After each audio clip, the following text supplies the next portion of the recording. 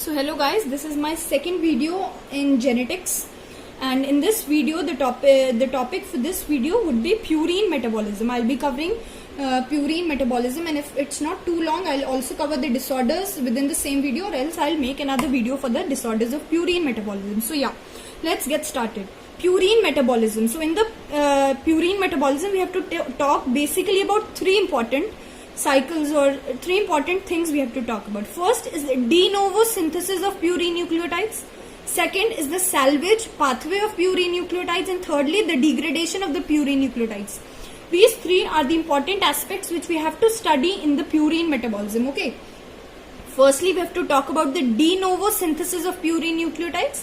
Then we have to talk about the salvage pathway of purine nucleotides and the degradation. Now, let's get started. So what I'll be talking about them individually, starting with the de novo synthesis of purine nucleotides. So de novo means synthesis from scratch. So organelle for the same is cytoplasm, and sites where de novo synthesis does not occur. Why is this point important to know? Because these would be the sites where salvage pathway has to holds importance, right?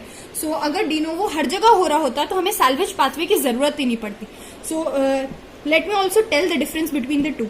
De novo means synthesis of purine nucleotides from scratch, whereas salvage pathway means recycling of the purine nucleotides.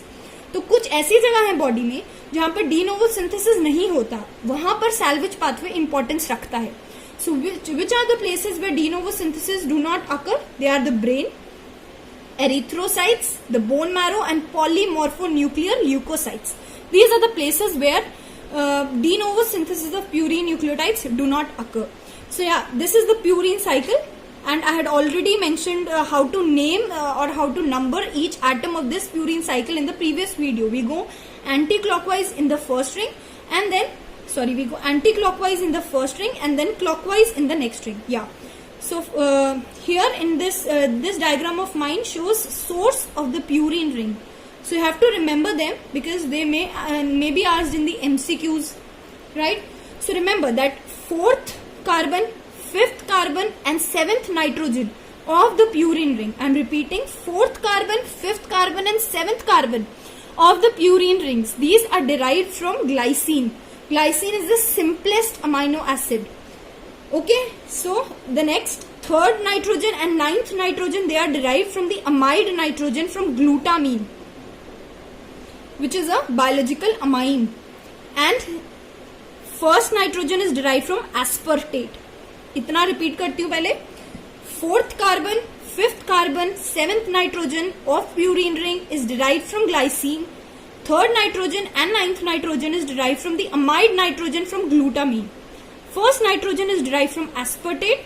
Sixth carbon is derived from respiratory CO2. And second and eighth from THFA, which is tetrahydro THFA. Okay, basically. I just skipped the full form of it. So yeah, we can repeat it. I have also written it. Sources of purine ring: the fourth carbon, fifth carbon, seventh nitrogen are derived from glycine. Third nitrogen and ninth nitrogen, they are derived from amide nitrogen of glutamine. The first nitrogen, that is derived from aspartate. Sixth carbon is derived from respiratory carbon, and second and eighth is derived from THFA. So now we move forward. Yes, now we have seen the basics, that which atom is derived from which type of amino acid or respiratory carbon or THFA. Now let us come on to certain key points of de novo purine synthesis. I said de novo means synthesis from scratch. So the end product, okay, so synthesis occurs from the ribose 5-phosphate. Let us look first at the overview of the de novo purine synthesis. Or we can go on to the key points. Then we will come on to the de novo synthesis cycle. Now, key points of the de novo purine biosynthesis, which is the rate limiting step. So it is the enzyme, it is the step which is catalyzed by the enzyme PRPP, glutamyl amidotransferase. We said that the third nitrogen and the ninth nitrogen, they were derived from the amide nitrogen of the glutamine. Yes, we said that. So the same step is catalyzed by PRPP glutamyl amidinotransferase, which is the rate limiting step in the de novo purine biosynthesis. What are the end products of de novo biosynthesis? The nucleotides are the end products. Why I am mentioning them? Because in the pyrimidine synthesis, nucleotides are not the end products, rather nitrogenous bases are the end products. Now, first nucleotide formed in the purine synthesis, that is IMP, inosine monophosphate, and the nitrogenous base which is present in IMP, that is going to be hypoxanthine. From IMP, then we synthesize AMP and GMP. We said IMP is having nitrogenous base as hypoxanthine, and when I was explaining about the nucleotide chemistry, I did mention that hypoxanthine. So I can even revise that. I told you that hypoxanthine, that is 6-oxopurine, while guanine is 2-amino-oxopurine, which means I have to have an additional amino group. Likewise, even in the case of adenine, an additional amino group has to be present.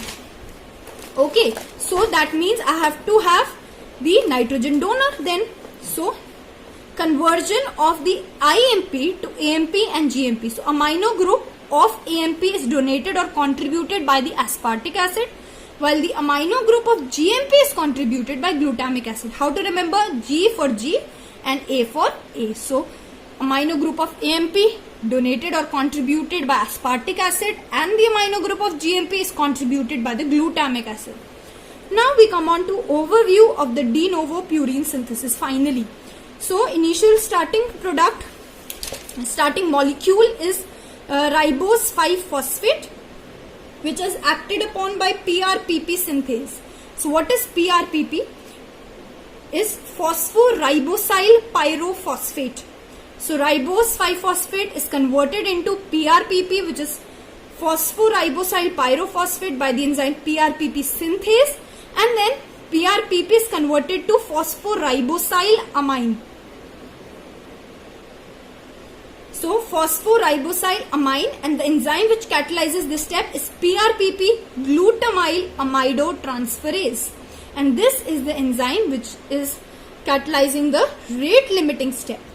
Now this phosphoribosyl amine further on gets converted in following the steps into IMP, and this IMP then converts to AMP and GMP. We have already seen that the amino donor in case to form AMP is aspartic acid, and the amino donor to form GMP is glutamic acid.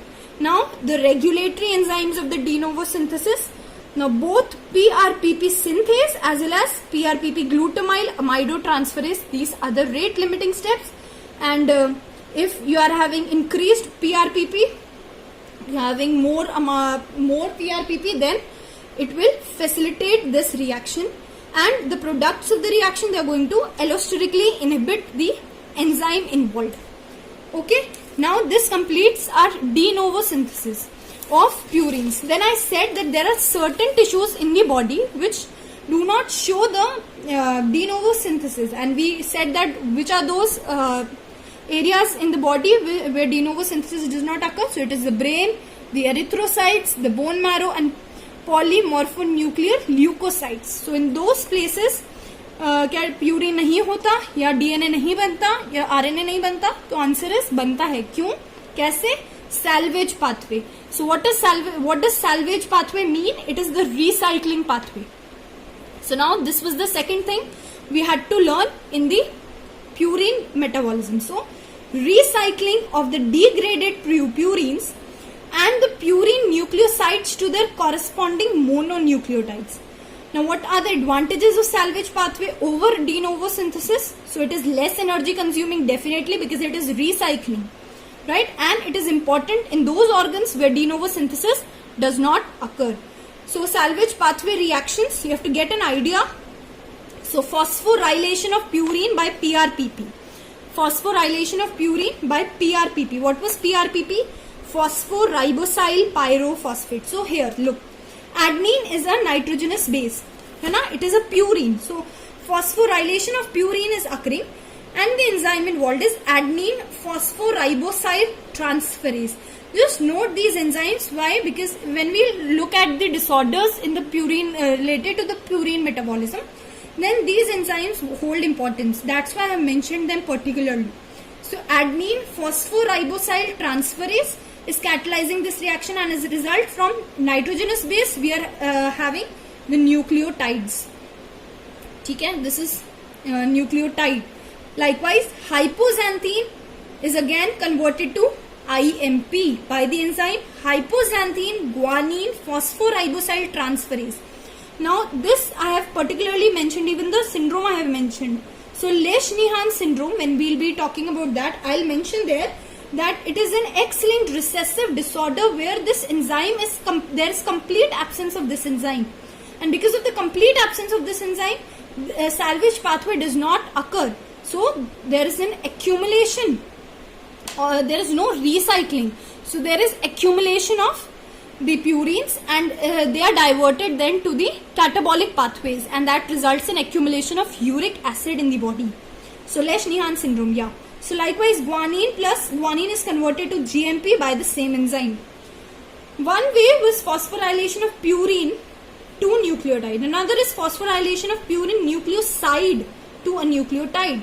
So adenosine is a nucleoside. It is converted to AMP, which is a nucleotide by the enzyme adenosine kinase. So this completes the second aspect of purine metabolism, and we are left with the last, which is the catabolism of the purine nucleotides. So let us complete that too. Catabolism of purine nucleotides means how are purine nucleotides, they are broken up, right? So the end products, important point to note, I have also repeated, I have also already told you this point, but this is important to know, so I am repeating it. The end product of purine metabolism, the end product of purine catabolism in humans is uric acid, while the end product of purine catabolism in mammals other than higher primates is allantoin, which is water soluble. Now uricase is the enzyme which converts the uric acid to water soluble allantoin. Okay, so I hope you are getting my point. Now again, clinical aspects for another video. We will complete the purine catabolism in this video. Yeah, so we are having adenosine. Adenosine is converted to inosine, and the enzyme involved is adenosine deaminase. This is an important enzyme. We have already learnt about the disorder because of the deficiency of this enzyme in our 12th standard NCERT, which was severe deficiency immuno syndrome. We will be covering it, severe combined immunodeficiency syndrome. Yes, so we had already done this, but I'll repeat under the clinical aspects again. So adenosine is converted to ionosine by an enzyme adenosine deaminase. Then inosine is converted to hypoxanthine. Inosine was nucleoside for hypoxanthine. Now, so enzyme involved is purine nucleoside phosphorylase, right? So it converts into nucleoside to nitrogenous base, which is hypoxanthine. Likewise, guanosine also is ultimately converted to hypoxanthine. Now, hypoxanthine is 6-oxopurine. It is acted upon by an enzyme xanthine oxidase. Now, this enzyme xanthine oxidase converts 6-oxopurine to 2,6-dioxopurine, and this 2,6-dioxopurine is nothing but xanthine. Further, the same reaction, same enzyme, and now it is converted to uric acid, which is 2,6,8-trioxopurine, and this is the end product in case of humans, but in other mammals it is converted by the enzyme uricase into water soluble allantoin. Now this enzyme adenosine deaminase is important. This enzyme purine nucleoside phosphorylase is important, and finally also xanthine oxidase is important. Thank you guys. This ends my video of purine metabolism, and the clinical aspects I'll be covering in the subsequent video. Please like, share and subscribe to my channel, and also I would like to hear the views from you all on my video content and certain suggestions. Thank you.